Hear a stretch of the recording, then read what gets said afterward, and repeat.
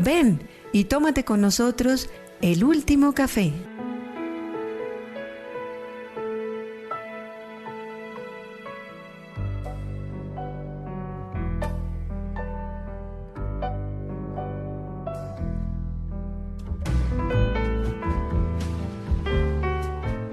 No todos los días se cumplen 100 años, y más cuando se trata de un documento que marcó el inicio de una época muy importante del pensamiento social de la Iglesia, del cual el Papa Francisco nos ha venido invitando y retomando, actualizando esas orientaciones del pensamiento social de la Iglesia. 100 años nos referimos a 1991, en que el Papa Juan Pablo publica Centesimus Annum, el centenario del Rerum Novarum. Bueno, ese es el tema que vamos a conversar sobre este documento muy importante y que tiene una vigencia total en el momento actual. Así es, un cordial saludo para todos nuestros queridos oyentes y para ti, Eduardo. Así es, hoy vamos a proponerles la reflexión sobre la carta encíclica de Juan Pablo II, Centesimus Annus, como decía Eduardo, en el centenario de la Rerum Novarum. El Papa Juan Pablo II, dado que tuvo un pontificado largo, tiene varios documentos de carácter social, uno de ellos en el centenario Rerum Novarum. Entonces les vamos a proponer a ustedes la reflexión de algunos elementos particulares de este documento de Papa Juan Pablo II. Vale la pena tener en cuenta que para este documento, el centenario de la Rerum Novarum, previamente el Papa Francisco había escrito 2 encíclicas también muy importantes en el campo de lo social. La primera fue en la labor en exercens, el ejercicio del trabajo, sobre el trabajo humano, en el cual reflexionó de una manera muy profunda sobre el significado, el papel del trabajo, cómo el trabajo contribuye a la dignidad de la persona humana, cómo el trabajo es el que generalmente va a desarrollar todo el tema de la riqueza, el papel protagonista del hombre. Este es un aporte muy importante para este documento del centenario. El otro, el tema de la solicitud de rey social, la preocupación de la Iglesia por la cuestión social, por los problemas actuales del desarrollo de los hombres y de los pueblos, que también el Papa publicó en el año 87. Esos 2 documentos están presentes de alguna manera, contribuyen a entender lo que va a comentar el Papa en la encíclica Centesimus Annus o del centenario. Laborem Exercens es sobre el mundo del trabajo, fue a la que hizo alusión Eduardo, y la otra, Solicitudo Rei Socialis, sobre la preocupación de las cosas sociales, que es en el aniversario 20 de la Populorum. Entonces vamos ya a adentrarnos un poco a contar algunos detalles de la Centesimus Annus en el centenario de la Rerum Novarum, que es de 1891. El Papa León XIII, por cierto, que decimos inaugura la etapa más contemporánea de todo el pensamiento, de la dimensión social de la evangelización, de toda esta tarea tan importante, de todo este recorrido que la Iglesia Católica ha venido realizando. Miremos un poco el contexto, en qué contexto se da, en qué contexto se presenta esta encíclica, porque yo decía ahora que tiene mucha actualidad el mensaje que trae esta encíclica. Vamos a hablar un poquito del contexto. La encíclica sitúa en un campo nuevo la causa de la justicia, de los derechos humanos, del derecho al uso universal de los bienes. Todos estos elementos hacen parte de los principios de la doctrina social de la Iglesia, del derecho a la propiedad privada, de los derechos a la participación política y económica, de la cultura, de la ecología, con una clara conciencia de que todos los hombres y mujeres de la tierra se han adentrado en un escenario nuevo, de características mundiales, puesto en evidencia por los acontecimientos de la caída del socialismo real en los países del este, pero que es mucho más hondo que lo que sintomáticamente se expresa en este colapso cultural económico y político del comunismo. Corresponde a una época muy interesante de la historia de la humanidad. Recordemos que en el año 1989 se produce la caída del muro de Berlín, que es un símbolo de lo que fue ese régimen comunista que se estableció en la Unión Soviética y que abarcó varios países del mundo. Y por eso la importancia del momento que ocurría y cómo el Papa en esta encíclica retoma los temas que mencionó Hans, el tema de los derechos humanos, el del uso universal de los bienes, todos principios importantísimos del pensamiento social de la Iglesia. Pero yo quisiera recordar en este punto que ahí se da también un hecho que está ocurriendo en el año 91, que es la guerra del Golfo. Una guerra en la que también Rusia, que quiere retomar un terreno de Ucrania, que fue de la Unión Soviética. Veremos que hay una palabra por ahí, más adelante la comentaremos, del Papa referido a la guerra del Golfo, pero que tiene validez total para el momento actual que estamos viviendo. Hay que hacer una precisión. El que hubiera caído el socialismo, con la caída del comunismo y caída del muro de Berlín, gracias al Gorbachev, el de la perestroika, a él se le debe la coyuntura histórica de la caída del muro de Berlín, como lo decía Eduardo, como un símbolo de la caída del socialismo, del comunismo que practicó Rusia desde la revolución bolchevique en 1917. La caída del socialismo no quiere decir, en una mirada miope, el triunfo del capitalismo, ni mucho menos. Quiere decir que hizo agua ese sistema. Quiere decir que no es un sistema que sea válido para el mundo de hoy, lo que no quiere decir que el sistema válido sea el capitalismo, ni mucho menos. Entonces, algunos interpretaron que con la caída del socialismo triunfó el capitalismo, y no es así.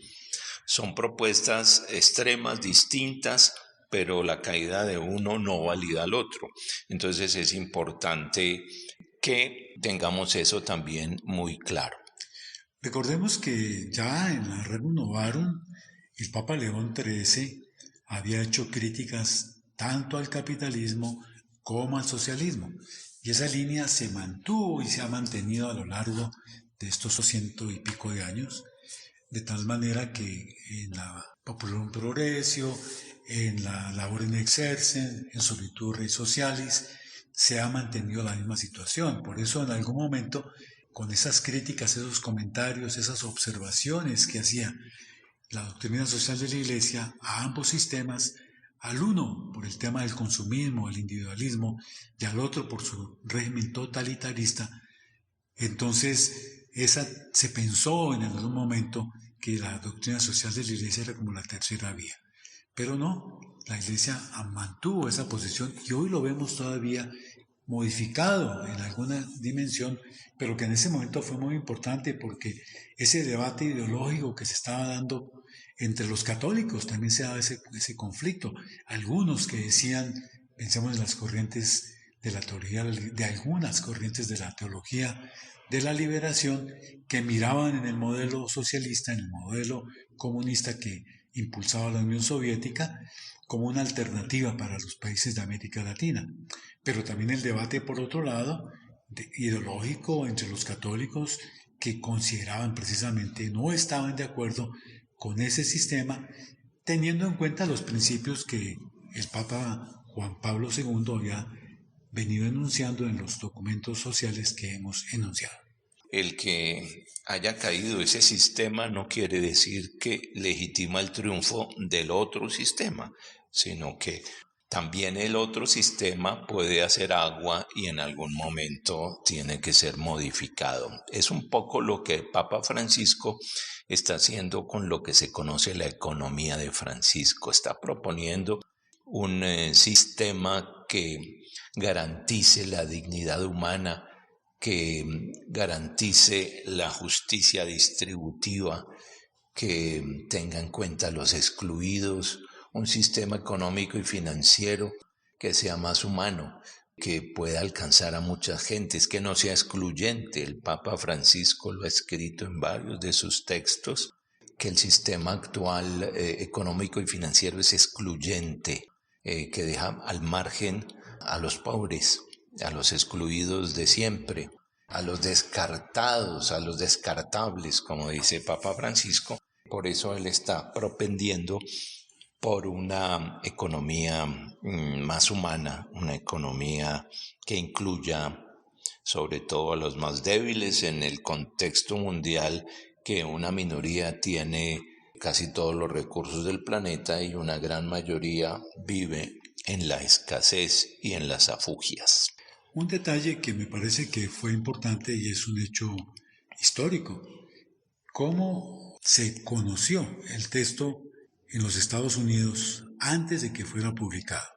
Toda la corriente que estaba en favor de la caída, que veían eso que tú estás anotando, la caída del socialismo como el triunfo del capitalismo, pues inundó los periódicos de los Estados Unidos.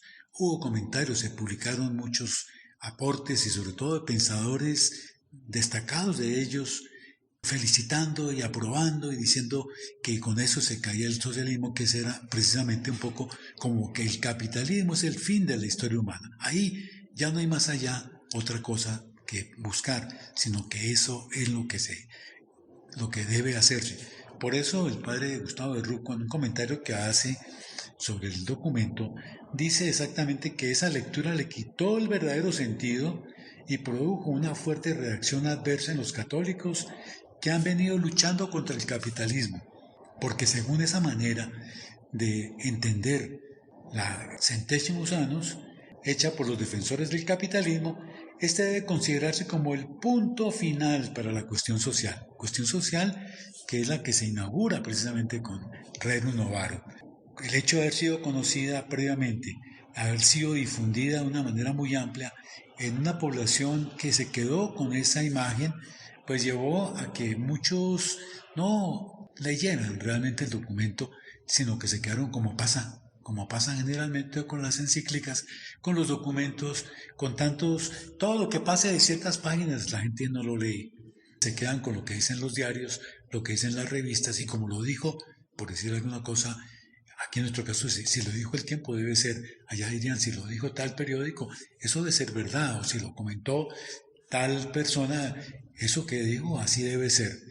Ese fue un efecto negativo que tuvo, pero que sobre todo pudo tener un impacto en el público de Europa, de Estados Unidos, y muchos llegaron a pensar que, por ejemplo, la lucha del tercer mundo, la lucha por buscar una justicia, por buscar un mundo mejor, un desarrollo mucho más humano, como que no tenía sentido. A ese fue un daño que se hizo en un momento determinado, pero por otro lado también hay que recordar que los que estaban conscientes del papel que quería la Iglesia frente a este tema, pues los animó más bien a fortalecer, porque hay unos aportes muy importantes dentro del documento que vamos a comentar a continuación. Esta filtración distorsionó el sentido de la encíclica y, como acaba de comentar Eduardo, mucha gente se quedó con las notas de prensa y no acudió a la fuente, que era el mismo documento. Entonces es importante pues que también seamos un poco críticos con los documentos, en el sentido de ir a la fuente y no quedarnos con los comentarios de prensa que sin lugar a dudas tienen sesgo del dueño del medio, sesgo de la ideología del medio, y por eso hay que ir al documento original para hacerse uno su propia opinión y no dejar que otros piensen por uno y que otros le interpreten a uno el documento. Este acontecimiento que sucedió de la filtración anticipada del documento para Estados Unidos, que mereció páginas enteras en los diarios norteamericanos y que malinterpretó el sentido de la encíclica como un triunfo del capitalismo que profesa Estados Unidos, economía de mercado y todo lo que de allí se desprende. Es importante pues que a raíz de este acontecimiento nosotros podamos ser críticos y podamos e ir siempre a la fuente de los documentos para no tragar entero, como decimos coloquialmente, y no quedarnos solo con la impresión de los medios, bien sea escritos, difundidos por la radio o la televisión. Pues la encíclica está entonces conformada por 6 capítulos. Hay una introducción, 6 capítulos. El primero trata de los rasgos característicos de la Rerum Novarum. Retoma el aporte, los temas que en ese momento el Papa León XIII trató, desarrolló en la Rerum Novarum, y trata de ver cómo qué cambios han venido dando en esos últimos 100 años. En el segundo capítulo es un capítulo de transición hacia las cosas nuevas de hoy, donde el Papa empieza a mirar cómo elementos nuevos van apareciendo en la sociedad y que son evolución de alguna manera de lo que ha señalado en la Rerum Novarum León XIII, y cómo esos van hoy marcando más el surgimiento de otros elementos nuevos. En el tercer capítulo entonces presenta el año 1989, precisamente donde se analiza la caída del socialismo y las causas que llevaron a esta situación, donde se analiza cómo, por ejemplo, esa falta de una antropología realmente que tomara la persona en su integralidad, ya lo ha tratado en el Orden Scherzens, cómo esa es una de las causas importantes que tiene que ver, que el otro, la incapacidad realmente de atender, de responder a las necesidades de la sociedad. El modelo no lograba ayudar a que las personas pudieran satisfacer sus necesidades, y entonces se da una condición de desprotección realmente de las personas. Los últimos 3 capítulos son realmente importantes, son los que tienen, no que digo que los otros no, pero es donde hay una mayor novedad, donde hay unos elementos fundamentales. El cuarto da la novedad de la encíclica en las relaciones de la Iglesia con el mercado y el capitalismo. El quinto introduce el problema de la cultura dentro de la enseñanza social y el problema del Estado. Y el sexto, el último, es una reflexión de la antropología cristiana que coloca o insiste en el tema del hombre como camino de la Iglesia. Y es importante pues este aporte que da Juan Pablo II en esta celebración de los 100 años de la Rerum Novarum a través de Centesimus Annus. Recordemos un poco la historia del Papa Wojtyła. Estuvo en la Segunda Guerra Mundial, le tocó trabajar en una cantera con el susto permanente de que los nazis pudieran arrebatarle la vida. Conoció desde dentro todas las consecuencias de los totalitarismos, del nacionalsocialismo. Entonces, eso constituyó para él un respaldo moral, una autoridad moral cuando hablaba de ciertas realidades que él le tocó vivir. Por eso tiene ese valor este documento. Y también cómo introduce elementos nuevos en la doctrina social de la Iglesia tradicional. Adicionalmente quiero comentar lo siguiente: fue Juan Pablo II el que pidió que se compendiara toda la doctrina social en un solo volumen. De ahí salió el compendio de la doctrina social de la Iglesia. Eran documentos que estaban dispersos y su consulta era muy difícil porque estaban unos por un lado, otros por otro, y entonces a una oficina de la época que se llamaba Justicia y Paz, el Papa Juan Pablo II le encomendó la tarea de articular en un solo volumen, de reunir todos los documentos que hicieran relación a la doctrina social de la Iglesia, al magisterio hasta ese momento, y es así como en el 2004 aparece el compendio de la doctrina social de la Iglesia, que es una gran síntesis, que es una articulación, que es un poner en un solo volumen, poner orientaciones de doctrina social que estaban dispersas.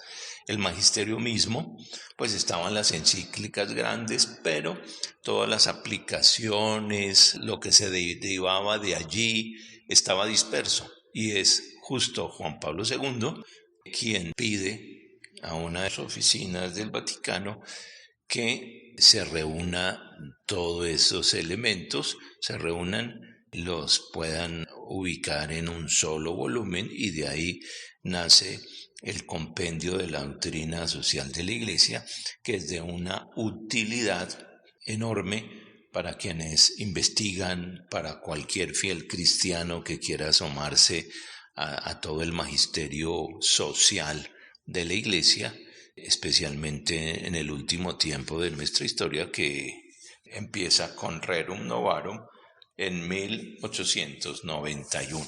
El Centésimos Annus muestra otra forma de propiedad que es muy importante. Cuando estábamos hablando de Rerum Novarum, estamos viendo, recordemos, el paso de una sociedad rural, agraria, a una sociedad urbano-industrial impulsada por el fenómeno de la revolución industrial. Allí era muy importante, en esa sociedad rural agraria, era muy importante el tema de la tierra. Era central, porque de la tierra dependía el poder, el prestigio, la riqueza. Quienes tenían tierra tenían influencia, los que no tenían tierra pues eran simplemente personas que estaban en la sociedad. Es así como, por ejemplo, en el derecho romano los que eran ciudadanos eran los que poseían, los que tenían posesión de tierra. Esa sociedad donde la tierra era un factor fundamental pasó luego con la sociedad urbano-industrial a considerarse muy importante el capital. Entonces la sociedad se dividió entre los que tenían capital y los que no tenían capital. Pero aquí con la Centésimos Annus, entonces el Papa nos va a introducir en otra forma de propiedad que va a ser muy característica y que es la que tenemos en la actualidad. Dice el Papa señala que es la propiedad del conocimiento, de la técnica y del saber. Esa es otra propiedad muy importante. La sociedad del conocimiento, la propiedad del conocimiento, de la técnica, del saber. En la sociedad rural agraria, la inmensa mayoría de la población no sabía leer ni escribir, apenas unos grupos selectos lo hacían. Pero luego en la sociedad urbana-industrial fue necesario el conocimiento y aparece el analfabetismo. Con el desarrollo de esta nueva cultura del conocimiento aparece otra pobreza, la pobreza de no tener acceso y no tener la educación necesaria para tener acceso a esta cultura y esta propiedad del conocimiento que el Papa en el número 32 de la encíclica señala como un elemento fundamental.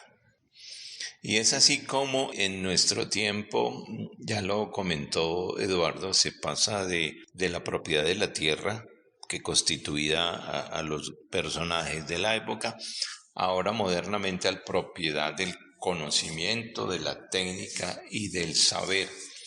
En ella se funda la riqueza de las naciones industrializadas. Contemporáneamente, algún autor decía que la moneda actual es el conocimiento. Es otra manera de ver la vida y ustedes y yo, queridos oyentes, sabemos también que quien se prepara muy bien, quien estudia, quien tiene habilidades y desarrolla sus competencias en muchos campos y contemporáneamente en la informática, en la tecnología, pues son personas de prestigio, tienen valor ante la sociedad y son personas que le pueden aportar a este mundo desde su experticia. Y entonces ahí está como la prueba de lo que Papa Juan Pablo II está diciendo, que hoy la nueva propiedad es el conocimiento, la técnica, el saber, la experticia en temas concretos. Y esto pone en evidencia el papel importante, fundamental, central en la economía, que tiene que ver precisamente con aspectos como la disciplina, la creatividad, la capacidad de organizar los factores productivos, los que sean más apropiados en un momento determinado, la capacidad de conocer oportunamente las necesidades de los demás y la forma de darle respuesta a esas necesidades. Todo el tema de la iniciativa y el espíritu emprendedor que, por ejemplo, en el sistema socialista comunista no tenía mucho espacio, no tenía oportunidad, como ha ocurrido, por ejemplo, un ejemplo más cercano lo tenemos nosotros en Cuba, donde durante mucho tiempo La economía definió qué era lo que se debía cultivar, en dónde y cuándo. Eso generaba pues toda una limitación a la creatividad, a la iniciativa de la persona. Y ahora últimamente, recordemos que todos los empleados, todos los trabajadores eran empleados del Estado. En los últimos 5 o 6 años, casi que ya 10, se ha ido abriendo esa oportunidad y ya en los últimos 2 años se ha permitido que las personas puedan establecer sus propios negocios con iniciativa y entonces van surgiendo cosas realmente interesantes, significativas. En alguna ocasión que tuve la oportunidad de poder visitar, tuve una experiencia que me llamó mucho la atención, que era algo particular, pero era en ese sentido. Ya se veía que era difícil que el gobierno pudiera seguir dando un salario a todos los trabajadores y entonces permitió que en la familia se pudiera organizar un comedor para venta de comida, sobre todo a los turistas, pero con unas condiciones limitadas. No pueden ser sino 3 mesas, 12 sillas, no podían contratar a ninguna persona porque el único que contrataba a un trabajador era el Estado, tenían que ser miembros de la familia y permitían que las personas pudieran ofrecer las comidas típicas, como digo, principalmente a los turistas, porque el dólar era el que les permitía realmente tener acceso a los bienes. Eso se ha multiplicado hoy, ya han dado oportunidad de que las personas con iniciativa puedan entonces tener otras cafeterías un poquito más amplias, que aparezcan entonces las papelerías, bueno, otros negocios donde la iniciativa de las personas, eso que está diciendo el Papa Juan Pablo, exactamente la iniciativa, el espíritu emprendedor, como que ha tenido una posibilidad y eso está permitiendo que en la situación en Cuba pueda ser un poco mejor. Y también ha permitido lo que hemos visto tal vez el año pasado, las protestas, las manifestaciones buscando mayor libertad y mayor oportunidad para poder trabajar. Ahí uno de los puntos que tiene que ver con la crisis del socialismo que el Papa en el capítulo que refiere a 1989 menciona en su momento. Me acordé escuchándote de la anécdota de la visita a Cuba, me acordé que yo estuve en Alemania Oriental, específicamente en Berlín Oriental, un mes antes de la caída del muro. Y es de las pocas veces que he hecho fila para comprar un helado. Y el helado había 2 sabores, vainilla y chocolate, porque eran en la planeación de la producción del Estado totalitario, que la hacían para cada quinquenio, solo permitían en ese caso 2 sabores. Y cuando uno entraba a los almacenes, para dar sensación de abundancia, ponían en los escaparates esparcidas la ropa, por ejemplo, o los zapatos, pero solo había 2 o 3 modelos, que eran los modelos aprobados por el Estado en el quinquenio. Y entonces los esparcían por todo el espacio, dando la sensación de variedad, de abundancia. Pero uno claramente se daba cuenta pues que era el mismo modelo de camisa, el mismo modelo de zapato, el mismo modelo de pantalón, en el caso pues de la vestimenta masculina, que fue la que yo vi, y también para el caso de las mujeres, 2 modelos de vestido. También a nivel más amplio había un modelo solo de automóvil en Alemania Oriental, que era el Trabant. Y la gente que quería tener su carrito le tocaba hacer una lista de espera de años para que le adjudicaran uno, porque eso estaba en la planeación de la producción del Estado, que la hacían cada 5 años. Y entonces tocaba X número de carros en cada quinquenio, y entonces mucha gente le tocó esperar muchos años para poderse hacer a un vehículo sencillo, elemental, pequeñito, que era el vehículo que producía el Estado en ese momento. También uno tenía la sensación caminando por Berlín, en el lado oriental. Recordemos que Alemania Oriental era pro-Moscú, era vendida al socialismo ruso, alineada a ultranza.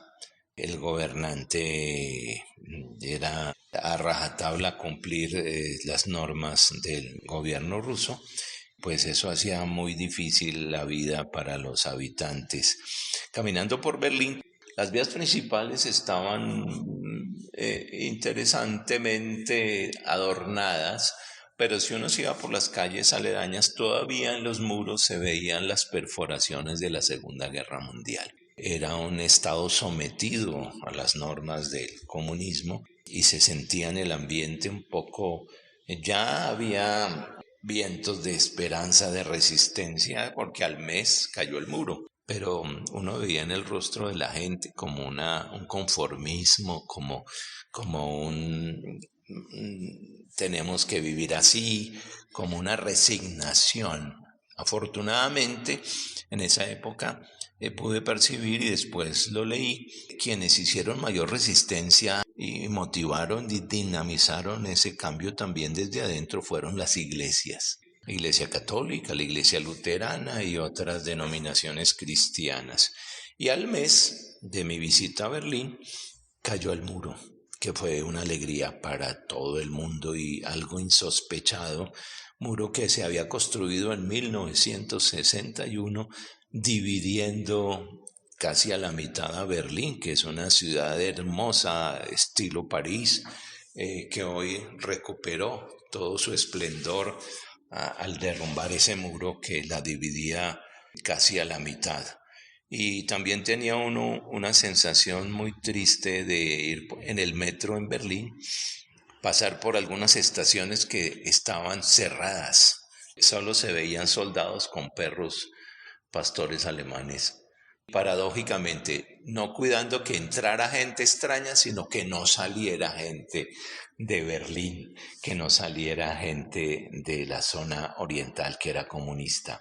Para no interrumpir el circuito del metro, obviamente el metro no paraba en algunas estaciones que estaban al otro lado del muro y volvía el recorrido a salir al lado occidental y ahí sí las estaciones del Berlín del lado federal, de la Alemania federal. Entonces era una sensación como de estar viendo una película extraña. Pues ese conflicto que se concretó ahí entre oeste, capitalismo, comunismo, pues ese es parte de lo que el Papa va a mencionar en la carta cuando señala que frente a esta situación, a esta que estamos anotando, esa como victoria que en un momento determinado se propuso del capitalismo sobre el comunismo, señala él entonces en el número 42 que existe el riesgo de que se difunda una ideología radical de tipo capitalista que rechaza incluso tomar en consideración los dos problemas porque a priori considera condenado al fracaso todo intento de enfrentarlos y de forma muy confiada, muy simplista, confía su solución libre al desarrollo de las fuerzas de mercado, que es uno de los puntos que el Papa Francisco ha criticado, porque bueno, la concepción que se tuvo, que se ha tenido, de que en la medida en que el desarrollo, el capitalismo desarrolle y entonces como una copa que se va desbordando poco a poco porque le está entrando mucho líquido, entonces ese derrame que cae es el que supuestamente va a permitir que los sectores más pobres participen de ese desarrollo económico. Modelo que ha fracasado, que el Papa lo ha mencionado, que el sistema actual económico está llamado a ser cambiado. No tiene ya alternativa. Si lo pensamos desde el punto de vista de lo ambiental, sabemos que ese modelo no tiene futuro. Y otra cosa interesante, queridos oyentes, es que siempre el ser humano quiere polarizar las cosas, poner extremos y juzgar, que es lo peor. Muchos consideraban que el bueno era el capitalismo y el malo era el comunismo, y en el otro extremo era al contrario. Los comunistas decían que el malo era el capitalismo y lo bueno era el sistema de ellos. Creo que ninguno de los dos es bueno y hay que buscar, digamos, un equilibrio. Cada cosa tiene sus virtudes, sus luces y sus sombras. Cuando el sistema económico se funda en la acumulación de riquezas para unos pocos y la pobreza para una ingente multitud, eso no funciona, eso no está bien, porque genera inequidades, genera injusticias y la idea es, volviendo al principio de la doctrina social de la Iglesia, el destino universal de los bienes se ve lesionado, lo mismo que el bien común. Cuando unos insisten en que ellos son los que tienen el derecho a toda la riqueza y los demás a ser esclavizados, a vivir la pobreza, a depender de las migajas y del derrame que hablaba ahora Eduardo, pues eso va en contra de toda la convicción cristiana y de la predicación del Señor Jesús, que siempre predicó la justicia, que en las bienaventuranzas nos da una clase magistral de todo eso. Pues hay que también ver cómo vamos temperando las opiniones, los juicios, para no matricularse uno diciendo que un sistema económico es mejor que el otro. Cada cosa tiene sus virtudes, sus defectos, y por eso Papa Francisco contemporáneamente está hablando en lo que el mundo está llamando la economía de Francisco, en la que se insiste en la solidaridad, en el trabajar juntos, en la justicia distributiva, en evitar los extremos, en evitar la polarización, en equilibrar la balanza para que todos salgamos ganando. En el capítulo 5 de la encíclica que el Papa titula El Estado y la Cultura, el Papa Juan Pablo introduce un elemento muy importante que tiene que ver precisamente con el tema que tiene actualidad para nosotros. Es el tema de la democracia y el totalitarismo. ¿Por qué habla del totalitarismo? Por lo que nos estaba mencionando Hans ahorita, lo que nos compartió de su experiencia en Alemania Oriental. Que eso ha pasado en otros países, lo estamos viviendo en este momento en otros países cercanos a nosotros, donde hay todo un régimen que va excluyendo cualquier opinión contraria, que se somete a los ciudadanos a sus leyes, a sus caprichos, digamos de alguna manera, porque a veces son caprichos. Pensemos en Nicaragua, lo que está pasando, por ejemplo, ahora, lo que hemos visto en Venezuela, lo que pasa en Corea del Norte, por ejemplo. Bueno, ahí tenemos muchos ejemplos que muestran esa posibilidad.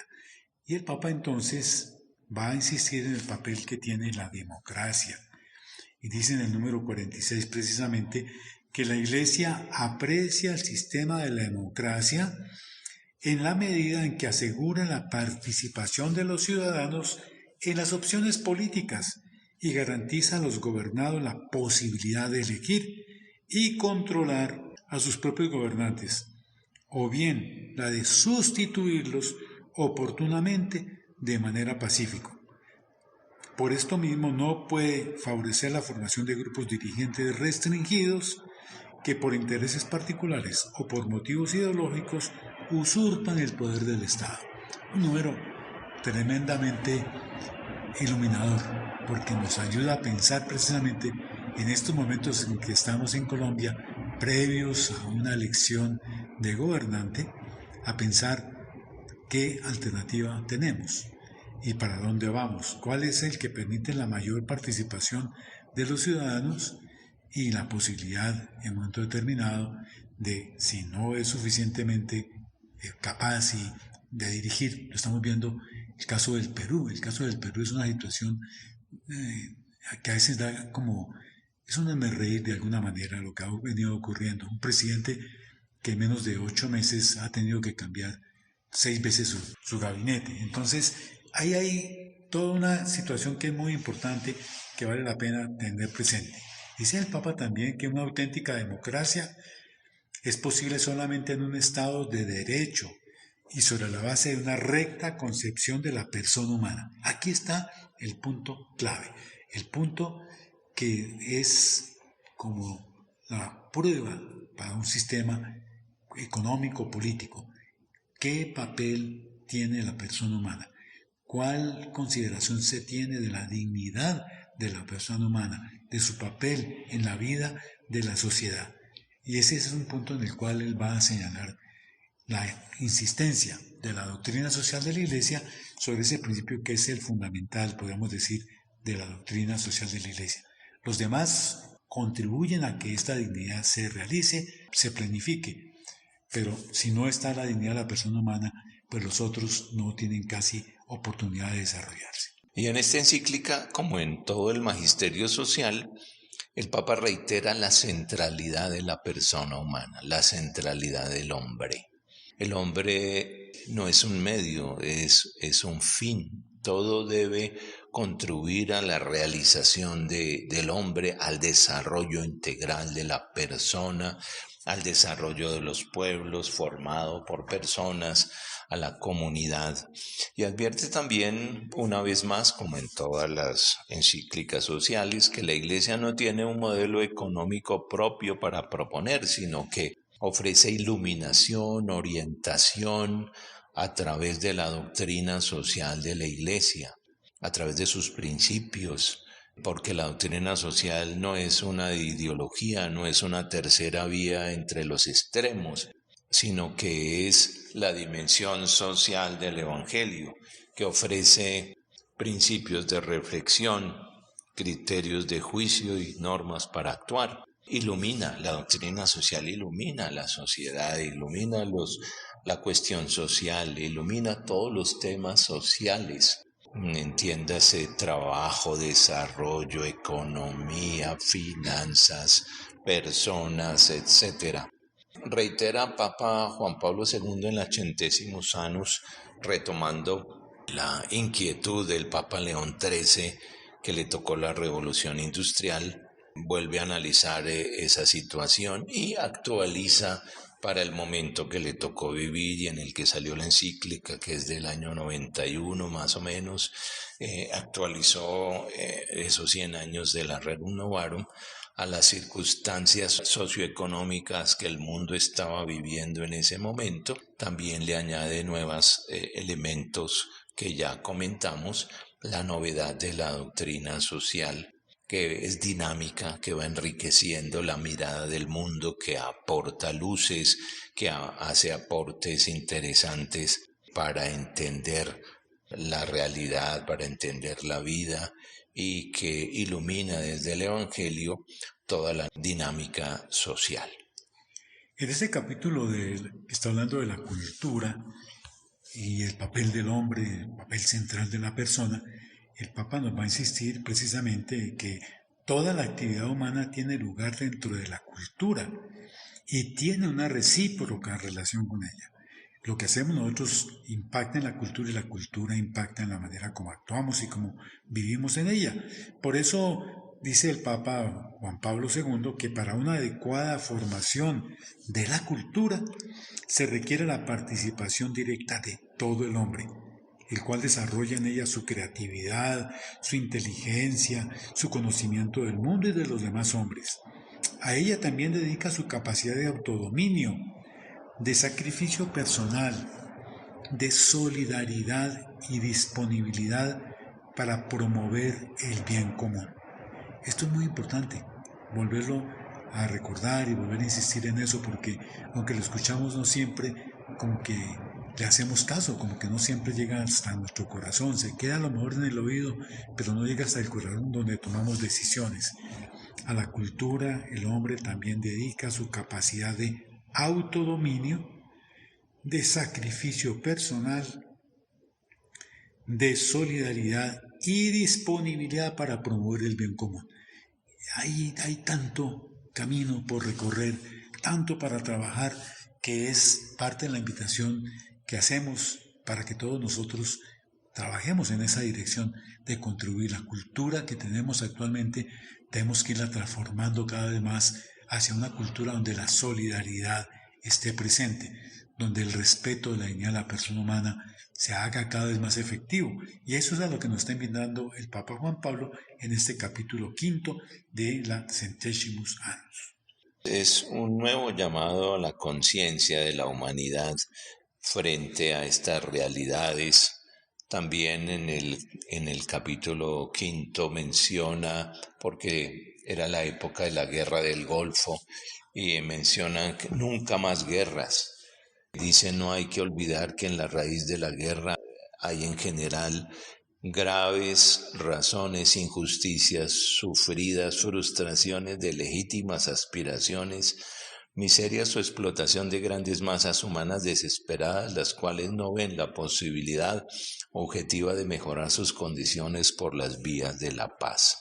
Se van generando en algunos rincones del mundo como caldo de cultivo situaciones desesperadas y también un poco la soberbia de los gobernantes, el orgullo falso de algunos gobernantes de querer sobresalir, como es la invasión a Ucrania, por ejemplo, aspirando Putin a volver al imperio ruso de los zares, que fue reemplazado por la revolución bolchevique liderada por Lenin en 1917 y que después felizmente cayó en la época de Gorbachev y se dio la apertura. Sin embargo, en la mente de muchos rusos actuales está la nostalgia de volver a la Rusia de los zares, al imperio ruso que dominó buena parte de Asia.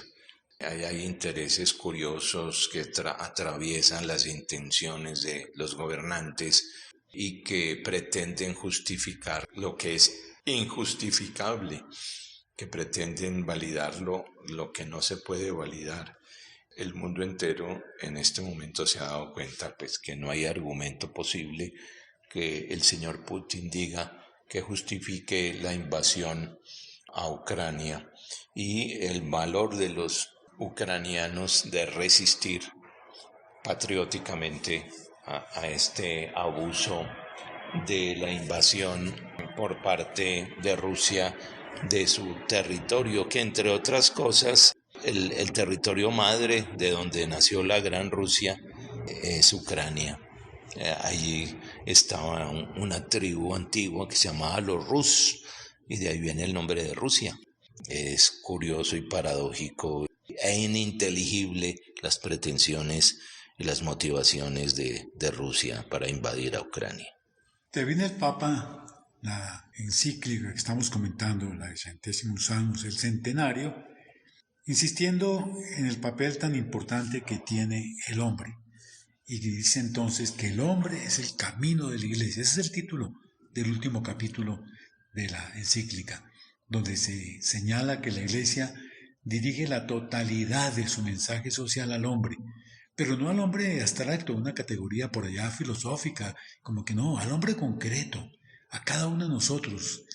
Es un mensaje dirigido a ti, a mí, al que está aquí a nuestro lado, a todos nosotros, para que rescatemos la dignidad de la persona humana, para que recordemos que somos los que podemos construir una sociedad mejor cada día, en la medida en que recuperemos nuestra dignidad, que seamos conscientes de nuestra vocación de ser constructores de la historia, constructores de una historia que puede ser cada vez mejor, en la que se respete la dignidad de la persona humana, se construyan los puentes necesarios para que todos tengan las condiciones básicas para poder vivir de una manera digna, como corresponde a los hijos de Dios.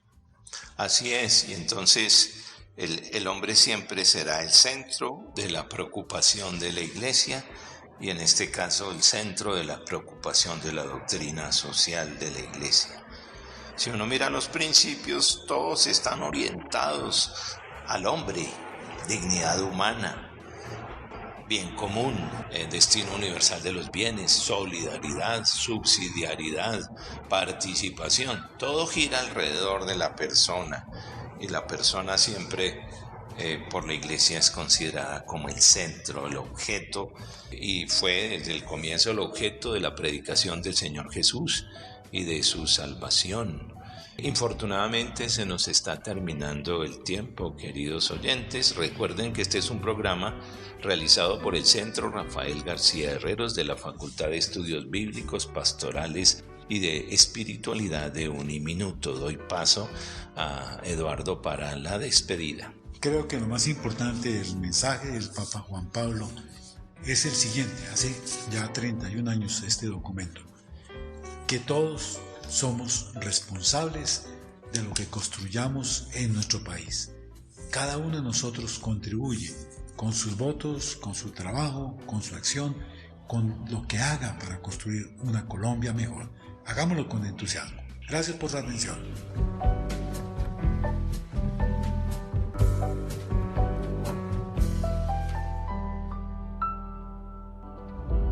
Tómese el último café, de lunes a viernes a las 7 de la noche. Invita Uniminuto Radio.